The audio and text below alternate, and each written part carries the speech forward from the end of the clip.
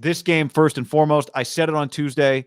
I said two things that I really wanted to stick with people Tuesday, at least my takes on the game, were one, there's no way. This first take was off of something that you said. So you get credit for this one. One, there's no way to lose this game and have it not look bad. And they lost and it looked bad. And the other thing I said was, and this was straight out of the CBS Sports, 7 people on the pregame show. Everyone has 8 seconds to give their key to the game playbook. The only way you lose the game is if you turn the ball over. That's it. You cannot get beat by this Titans team if you don't turn the ball. If you turn the ball over, or if you don't turn the ball over, and they turn the ball. Jimmy Garoppolo was bad. Yeah. Jimmy Garoppolo was bad. Sometimes you talk about turnovers as a team. This one is like Jimmy Garoppolo takes all of the responsibility for these 2 turnovers, because it wasn't just 2-0. And you've talked to a million coaches. Anyone watching or listening to this have, if you're a football fan, have seen enough press conferences. You could play high school football. They hammer this home. Obviously, in college, in the pros, turnover margin. Niners lost that 2-0, which anytime you lose the turnover margin 2-0, or just, it could be 4-2, whatever, 3-1, the huge advantage is in the other team. But when the 2 turnovers come, first and foremost, one, we killed a baby, right? Because they are, Kyle Shanahan said, I think he talked on Tuesday, and Lombardi and Mayoko asked him about sleep. Kyle said he hadn't been home all week. I think it's fair to say Vrabel might not have either. You notice they did look pretty sleepy. Tired. Kyle Shanahan probably had 10 hours of sleep all week under his desk, 10 Adderalls, 15 cups of coffee, and not much food. I will give him credit, because I know this, as a guy that when I don't sleep, I don't think. Kyle came fucking ready. Kyle was dialed in that game. I mean, left, right, like that was an old school Shanahan, just, you didn't know where it was coming. It was goddamn. Dudes were open, though. Yeah, it's 7-0. They're driving. I'm thinking 14-0, getting an early lead, get that buffer. He throws that pick to, I actually went on during the draft process when I worked for the Eagles to dinner with Janoris Jenkins, who now goes by Jackrabbit. He changed his name to Jackrabbit. You got picked by a guy named Jackrabbit. And it wasn't just, it's one thing, right? Did you see the highlight of Jalen Hurts' pick the other night where hit off the guy's shoe and bounced back? No. So he throws the guy in the flat. It hits off his hands, hits his shoe, pops up in the air. The defender who's chasing him, it just lands in. They're freak turnovers. Not all turnovers are equal. He threw it right to Jackrabbit. I mean, hit him in the hands. And then it's okay, pretty devastating. That ultimately didn't lead to any Titans points, but obviously at minimum, that was a -3. And I think it's fair to say the way they were moving, that was going to be 7. So I'm going to give him a -7. And then he misses Kyle down the sideline, which clearly was a schemed play, because they kind of had, I forget whether it was a wide receiver or it was Kittle, but they rubbed the 2 routes. Kyle did, he's good at using Kyle for different shit, right? He'll kind of sneak him out and Kyle will stop and then he'll take off because he's faster than a lot of fullbacks. Wide fucking open, Jimmy airmails him. Where all he would have had to, guy, isn't that the time for the Derek I don't know, I might Carr? put that down as a drop in my book. Wouldn't you put that down to the Derek Carr, just make him stop at minimum, just so you don't have to overthrow him, just make him just catch it, even if he falls down? Yeah. But to me, the third pick, which ultimately led to 7, and the game, they never looked back. I thought that or I guess it was a second pick, but it felt like his third turnover. That was the floodgates open. And I don't think we ever looked back. I thought the game flipped there, and the momentum and the Titans, because the Niners dominated the first half, but I felt the Titans took it to them in the second half, right? Did you feel that way? I mean, yes, absolutely. Yeah. I mean, there were still opportunities, but they were no longer playing. They were no longer playing with control. The Titans. Well, then at that second pick, every fan on their couch, all 500 plus watching this, and thousands that will listen to this, had to be thinking, "Oh my God, we have to run it the rest of the game." And you could tell early on, their front is, you're not just going to run it at will against the Titans. So it was how are they going to move the ball if they don't trust Jimmy to throw? And how could they possibly trust Jimmy to throw at that point?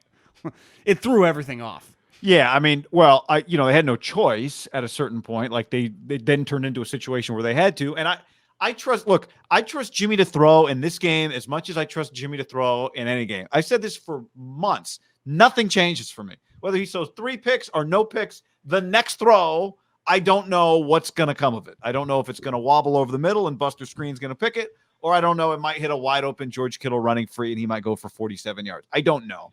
It doesn't change. I just know when you have to do it, that's not a good place to be. Wouldn't you agree with that? Yes. I know you were unplugged right there. So no, I could hear you were coming out the Zoom. So, I could hear it. So, I mean, like that, none of it changed. It's just a matter of, do you have to do it or do you get to do it? And when you're tied and behind, you have to do it. And when you're in front, you get to do it and you get to dictate. The other thing that killed him, well, we'll get to that other stuff later in the game. Yeah, there was also a ball that he threw. There was also a ball that he threw that I'm looking at my notes. I'm pretty sure it came after the pick that went through a linebacker's hands. Yeah. And the safety was leaping, would have caught it with ease. So if the linebacker doesn't, get in front of the ball, which he was rightfully in front of the ball, good position, and just has bad hands, he's a defensive player.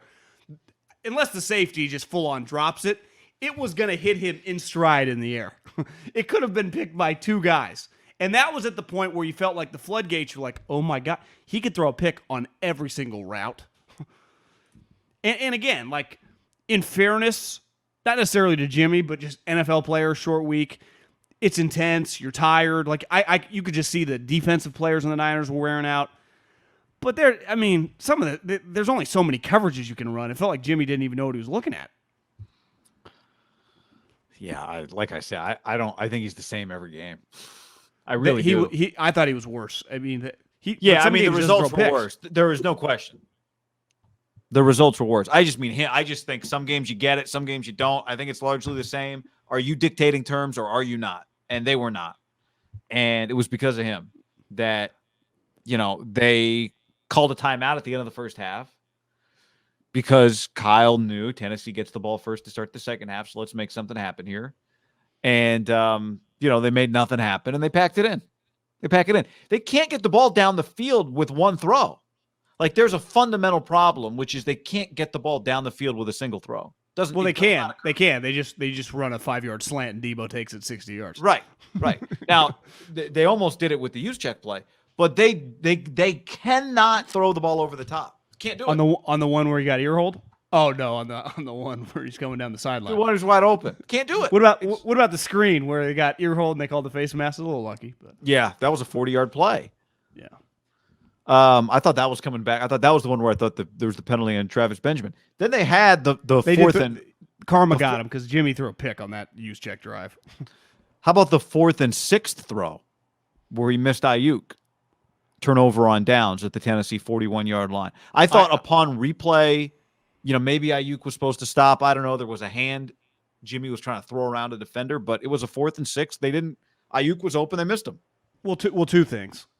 First and foremost, I don't think some routes are just dictated on coverage. So, like, if they're in zone coverage, you sit. If they're not, you keep moving. A lot of it, and this is why I think the NFL is just the highest level of intellectual football.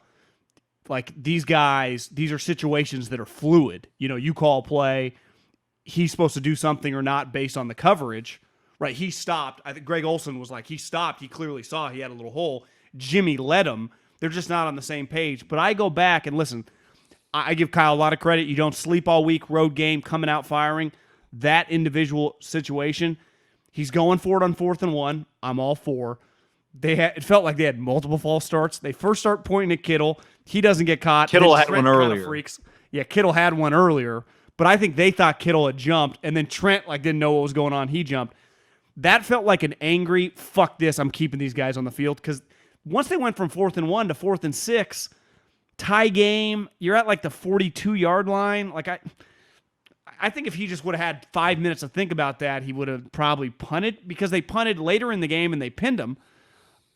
I don't know. I thought that was like an angry go for it, not a true go for it. But that's the thing with football. You don't get 5 minutes. You don't get to cool down. No, you get 40 seconds. You get 8, but you don't get 40. You get like 8. But to me, too, like 4th and 1, who knows what they would have ran? Because in fairness to Jimmy, his one highlight, early in the game, it was a 4th and 1 or a 4th and 2, and they went for it. The play clearly wasn't there, and Jimmy kind of kept it alive and made it to Debo. Yeah. But by the time he goes for it in the 4th and 6 situation, wasn't the game kind of falling? Like Jimmy was a wreck. Like you're depending on a guy. I text a numbers person. They said that situation league-wise viewed about 15%. Well, just league average 15%. Given what I'm seeing out of Jimmy, the way he's playing, you got to cut that thing in half. You're talking like 5-6% of converting then, right? That's a low percentage. What was the Debo throw on the scramble a 4th and 1? Was that the play you talked about? They converted a 4th down. Yeah, it was he had Debo where he kind of extended. Yeah. Remember the DB kind of fell right off of him, and Yeah. Jimmy kind of slid out to the right. It was a nice play by Jimmy. It was a highlight of his night. Been a lot of lowlights. Yeah. It's real to me, guy. It's one thing when your picks, you could even overcome. No, you can't overcome the baby zone pick because ultimately that's points that you. It's minimum. We're assuming here, but it was a chip shot for Robbie Gould. It's at least 3 points. Yes, because you end up getting the ball back when they don't score. Where and the there's other just one, an you throw the emotional pick. element, right? And there's an emotional element. Oh my God, you're kicking their ass. You go up 14-0 on the road in a Thursday night game with in the first quarter. I mean, it's why you can't get ahead of yourself because it kind of felt like, is the route on? And Jimmy's like, no, pump the brakes. Route is not on, fellas. Hightower's like, Jimmy, I'll come with you. Let's gather up me and you together, and we'll find a way. Mike, Vrabel, Julio, AJ, Tannehill, we'll keep you guys in it for a little bit. That's exactly what it was. And it's why it was just like the Seattle game, the first Seattle game. Look at this here on the 4th and 6 that we're talking about. Here's the 4th down bot. There's a good Twitter page, 4th down bot. The recommendation, a medium go for it. The success, look at the success percentage on go for it. You got about a 42% chance this math says to pick it up. If you fail to get it, your win percentage is 52%. If you pick it up, there's a 72% chance you win the game. These are just some of the numbers that, may or may not make up Kyle's decision there. So I don't hate, I get it. Like, I don't hate going for it there. I do think 4th and 1, you love it. I need to probably see it a couple more times. I thought hit Ayuk in stride, he picks it up, but it probably is not a guarantee. He'd have had to beeline vertically. Zero lateral steps because the corner was breaking toward him, right? I think the corner had seen that he was sitting in the zone, so the corner starts breaking. You're right. I mean, Ayuk's pretty good though at just getting upfield. Yeah, except for on the last play where he was hanging back. Yeah, on the rugby scrum. On the rugby scrum, but Jimmy was. Yeah, you're right. I mean, for me to say he's the same every game, I guess what I mean is when he's going well, I don't assume it will continue well. And when he's going bad, I don't assume he can't have a 9-play scoring drive. But he was bad. I mean, you know what's funny? And again, I'm not – he was 26 of 35, 74% for 322, 9.2 yards per attempt. Those are not air yards. 1 touchdown, 2 interceptions. Well, you know why that's bullshit? Because – yes, I do. Because Debo had 9 for 159. Well, 56 of those came on a 7-yard slant, right? It might even have been less than that. And, Juszczyk picked up 26 on a screen. Right. Someone texted me at halftime, and I think it was 10-0, but it felt like you're only up 10-0. Yeah. Like 10. Yeah. This game felt like it should be minimum. And even the announcers kept saying, this thing could be 24. I thought 24 was a little bold, but 17 felt right. Minimum 14 felt right.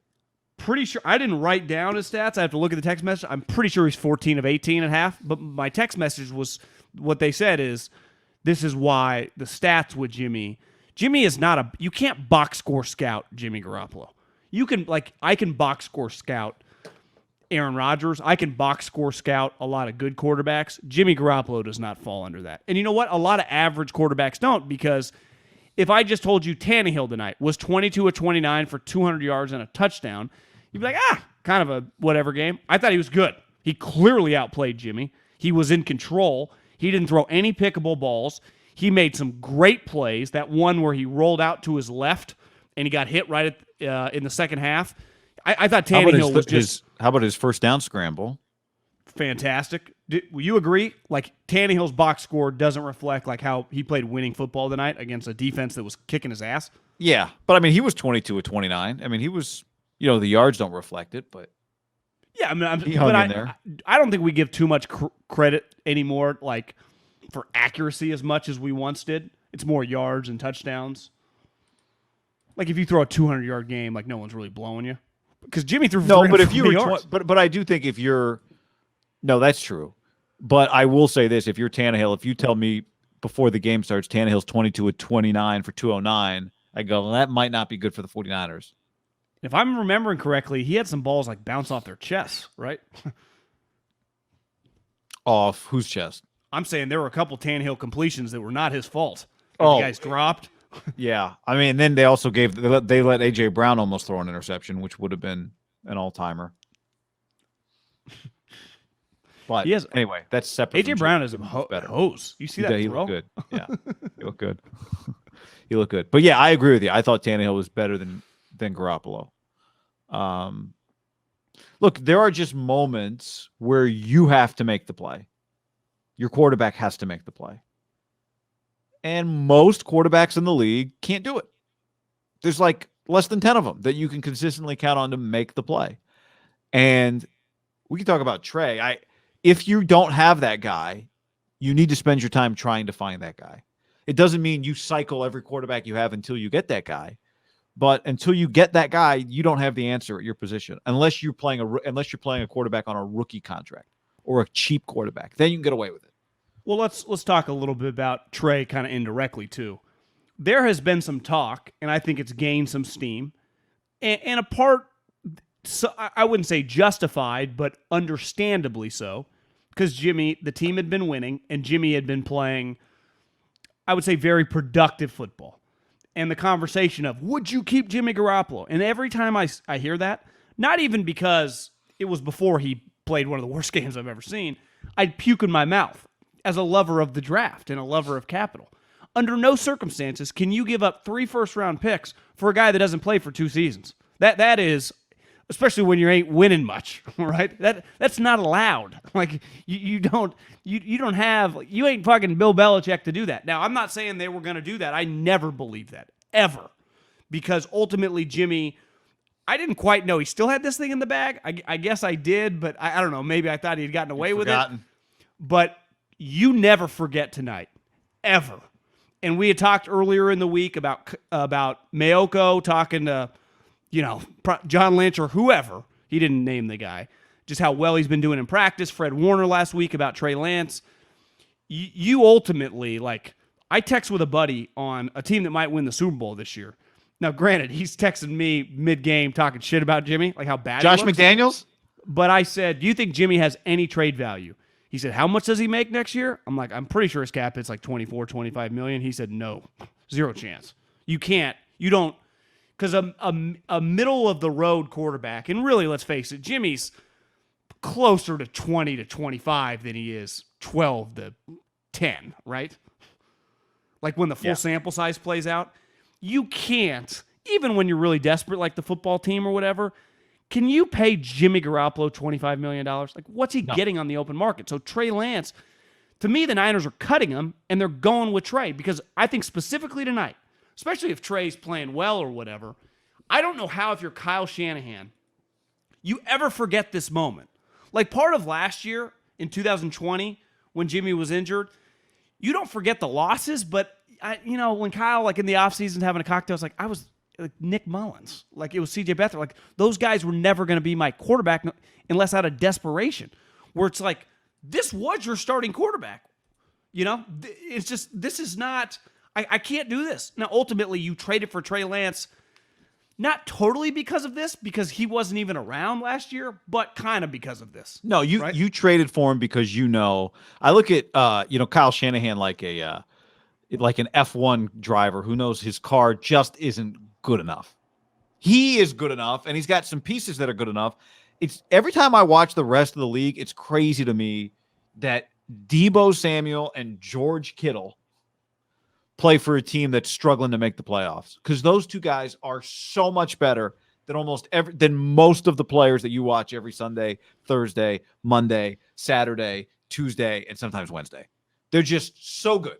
Like those players, Deebo Samuel and George Kittle belong on a team that competes for the division.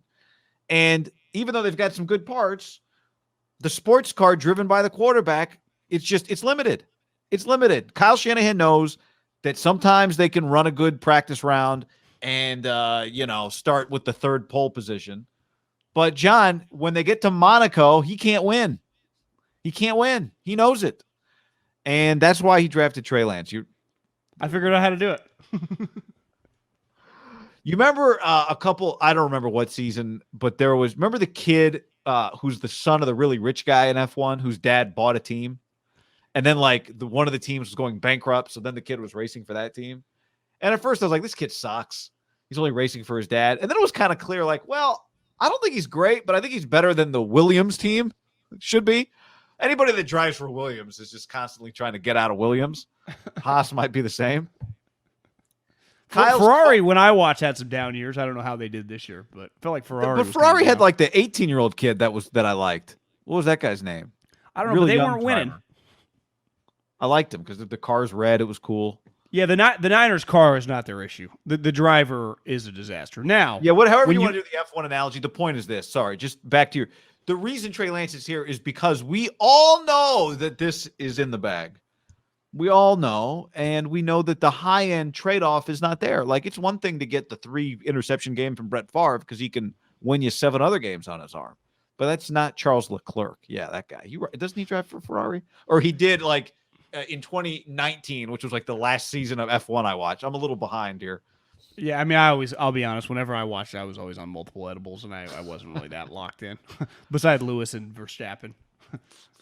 But their car, think of what a lot of teams, what would the Bills, who have a huge game this weekend, they can't run the ball, do for the Niners situation with some of their weapons? They really got Diggs. Now, Knox is all right, but he's not Kittle. The Niners, Would the Packers trade their skill guys for the Niners skill guys?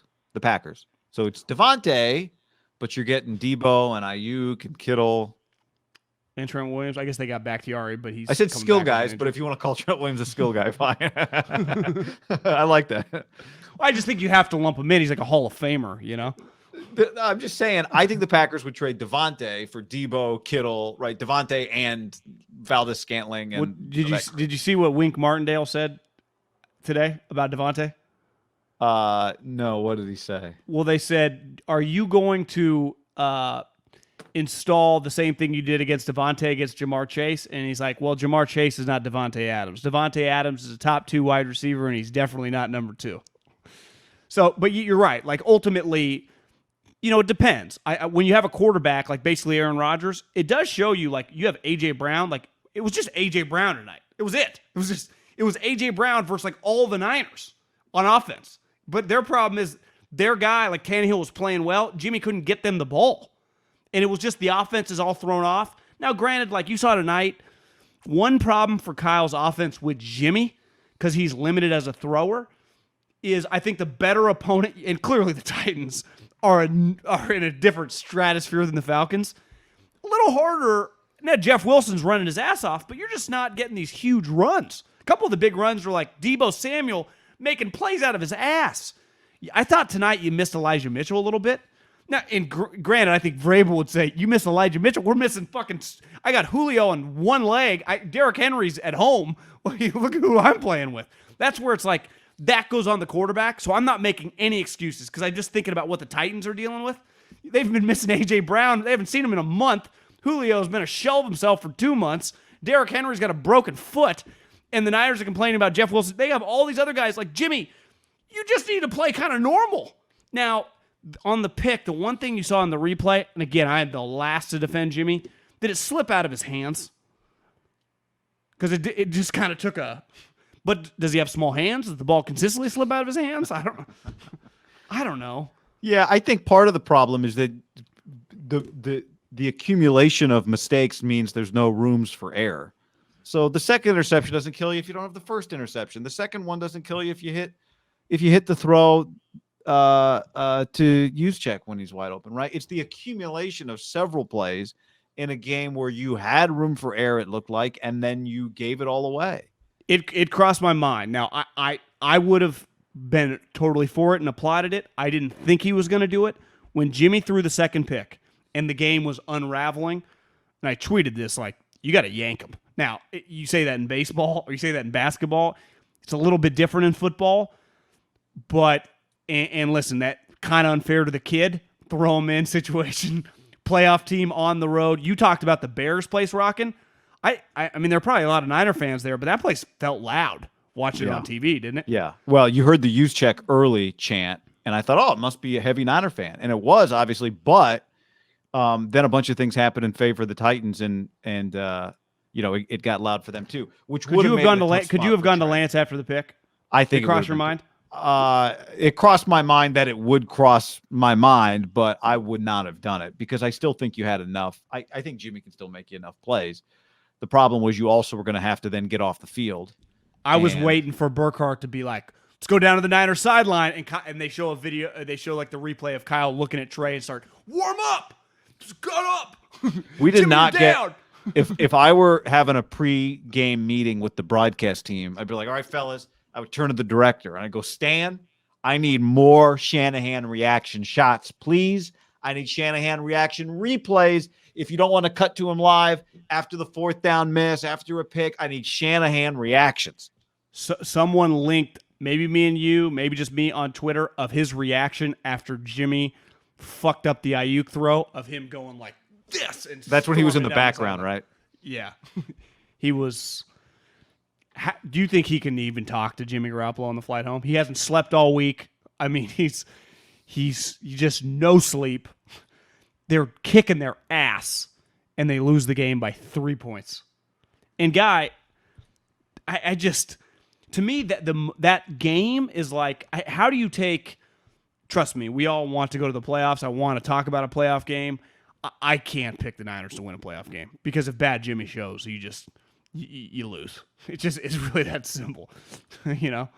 You say you can't pick them to win a playoff game. Like, here's a question: any quarterback they're going to play in the playoffs. Listen, Kyle can outcoach the coach. Kittle, Trent, Bosa, these guys will all belong. There is not a matchup above 6. Stafford, Kyler, Dak, Brady, Rodgers, where the other team doesn't have even little Kyler. He could, dramatic advantage, and he would be. Him and Dak have done, I guess Stafford too, but if it's Rodgers with Brady, like, I don't care if Brady's throwing to me, you, Scotty Miller, and, Mr. Vaccination, Antonio Brown. Like, it's advantage Brady because Brady's not doing that, Guy. Yeah. Rodgers isn't doing that. Stafford might. But they're Rodgers and Brady. I mean, that's most quarterbacks is sometimes to me, the difference between everyday starters, great quarterbacks, average quarterbacks, it's not the thing you can do one time. It's when do you do it one time and how often do you do all of the other things? When Eli Manning hits Mario Manningham in one of the greatest throws in NFL history in the Super Bowl, like he did it at that moment in time. I think a lot of quarterbacks, if you gave them 7 years in the NFL, could make that throw once. But would they make it enough times that they're a starting quarterback who ends up in the Super Bowl and then makes that throw in the Super Bowl? No. And consistency of high-level play is what separates guys. You can get a good game from a lot of guys. A lot of guys. There are more than 30 guys in the NFL that can win you a football game once, but not that can win you 9 or 10. There's not.